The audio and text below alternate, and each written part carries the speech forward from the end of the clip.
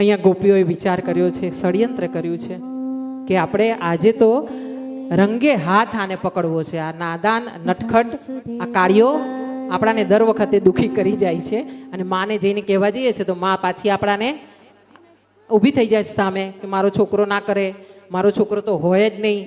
હા, અને દરેક માને એવું હોય કે પોતાનો લાલો હોય ને એ લાલાથી વધારે સારું કોઈ બીજું લાગે જ નહીં. આ તો મારો દીકરો, મારા દીકરા જેવું તો કોઈ હોય જ નહીં, એવું દરેક માને લાગે. એ અફસોસની વાત છે કે દીકરાઓને લગભગ એવું નથી લાગતું કે મારી માં જેવી તો દુનિયામાં કોઈ માં ના હોય. એવું હવે ધીરે ધીરે ઓછું થયું છે. પણ અહીંયા ગોપીઓએ ષડયંત્ર કર્યું છે. ષડયંત્ર કરીને ગોપીઓએ વિચાર કર્યો છે કે આજે તો રંગે હાથ પકડવો છે ને એટલા માટે ગોપીઓ સંતાઈને ઘરની પાછળ સંતાઈ છે વાડામાં, અને આ બાજુ એમણે દરવાજો ખાલી અડાડ્યો છે, સાંકળ નથી ભેરવી.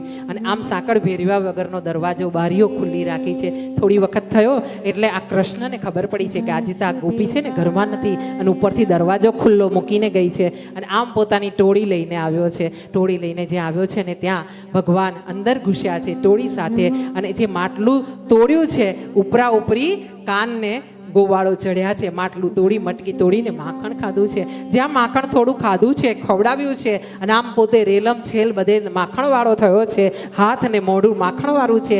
એવા જ વખતે ગોપીઓ આવી છે ને એમાંથી એ ઘરવાળી જે ઘરમાલી ગોપી હતી ને ગરધણી, એણે આવીને લાલાનો હાથ પકડ્યો છે. હા, આજે હાથમાં આવ્યો છે તું, હા આજે તો નહીં છોડું, આજે તો તને સજા કરાવીને રહીશ. અને આમ બાવડું પકડીને લાલાને ખેંચ્યો છે. લાલાએ બૂમ પાડી છે, અરે ગોપી છોડ દે મોકો, हाँ जो देख मोके लग रहे है, मुझे लग रहा है, गोपी मेरा हाथ छोड़ दे, इतना जोर से मत पकड़ गोपी, मोको लग रहे हो.